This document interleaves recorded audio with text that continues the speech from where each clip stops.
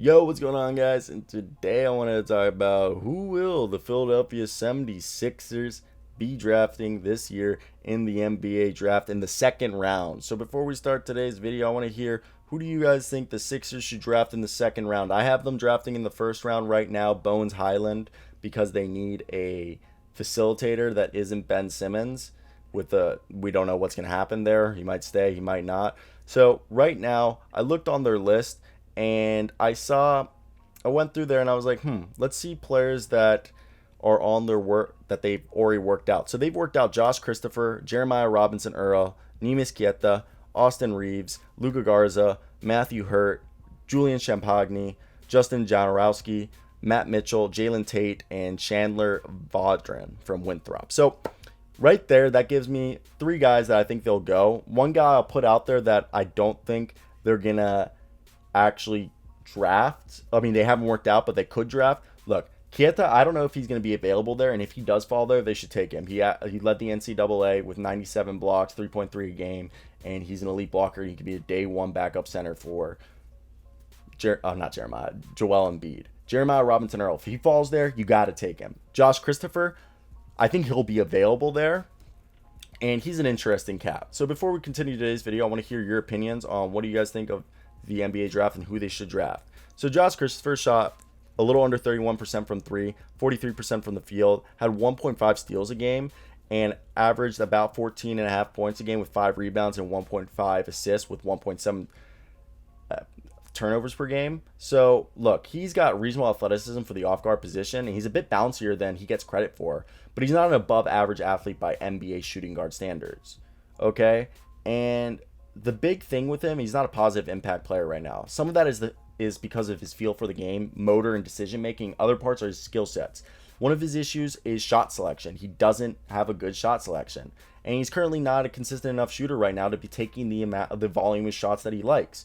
And his shot is kind of like a catapult, like with a left line to release, exaggerate ball dip off the catch, bring it to the left side of the body with an elongated motion to get into his pull up, which are fixable. It's just that's why his shot isn't great. And his effort level on defense wasn't there all the time. He sometimes is a little too passive on defense. Look, Josh Christopher certainly has quite a bit of talent as a shot creator. He's shifty and vicious with how he gets into his shot, but the standard for playing this role in the NBA is exceptionally high. You need to not just be a good shooter, you got to be a great one. Currently, it's uncertain if Christopher qualifies for that designation. If we look up 5 years and Christopher was a terrific bench scorer because he worked hard to become that kind of shooter to be able to play that role in the NBA, I wouldn't be surprised. His ability to get separation is real. If a team wants to take a flyer on that in the second round, I totally get it, especially given the defensive upside that exists with his disruptness. That's where he can really separate himself from some of the offensive dominant players to being one of the better two-way bench players. Throwing in that he doesn't really play well with his teammates in terms of getting them involved, as he's not like the most active passer, along with his not always engaged defensively. He's not my kind of player. And I'd rather get Christopher on a second contract than a first one when someone else has put the work in. Now, Deyron Sharp, I'm not a fan of his, but a lot of people are, so I think I should give him credit. And look, he averaged 40% from three, 43. Oh, wait, no, sorry. I read the wrong numbers. I don't know how that came up. So, Deyron Sharp, I don't know why this won't pull up. Deyron Sharp, I apologize. He's 19 years old, 6'11", 265 pounds. He shot 0% from three, 52% from the field, under a block and steal a game, 1.5 assists a game, 2 turnovers, a little under 8 rebounds a game, and a little under 10 points a game. Look, the number one thing about Deyron Sharp is his motor never quits. He plays exceptionally hard all the time with real effort and energy, and showcased it best on the glass. He's arguably one of the better rebounders in the class. His 8.2 offensive rebounding rate was top of the mark in the country. His 23.2 defensive rating is as strong as any other player in this draft. Now, his overall size and length is nothing to feel confident about. 6'11" with a 7-foot wingspan, and it does handicap him around the rim. Sometimes he gets finished over top easily by other players. And look, how you feel about Sharp likely comes down to how much you value the fact that he displays a lot of things that are naturally unteachable. He's one of those dudes who just seems to know what he's doing there at a high level. And he makes really high level reads and rotations. Some of the passes he makes for his size, a feel He displays a feel that isn't normal for a big. He's light on his feet and is the kind of athlete who tends to outperform the traditional valuations of explosive athleticism. But man, there are so many issues for him to work out.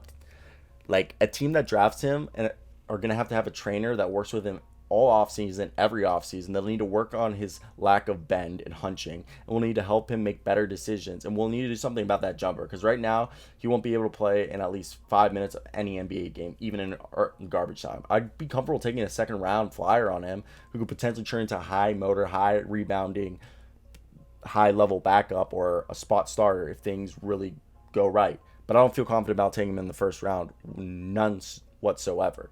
Now, the last guy, Luca Garza, which they could, be like, hey, we kind of like you, and you should play. 6'11", 260 pounds, played 4 years at Iowa, 12 points his freshman year, 13 points his sophomore year, 23.9 his junior year, and 24.1 his senior year, 8.7 rebounds, which was down from his junior year of 9.8. He had 1.7 assists, 1.5 turnovers, 1.6 blocks, which was down from his 1.8 his last year. A little under a steal a game, 55% from the field and 44% from three, and 70.9% from the field, which were awesome. He was probably the most productive player in college basketball the last 2 years. He has tremendous functional strength that could be used to seal and establish his position at the low block. And his biggest weakness is his athleticism. He doesn't have much bounce. He's a below rim finisher, and he usually has time to load up off 2 feet, which he might not have in the NBA, and he has poor lateral quickness for NBA standards.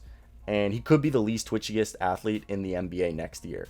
Look, the big question with Garza is, will the offense outweigh the defense? Over small spurts in the NBA, there's a case for him to be a backup 5.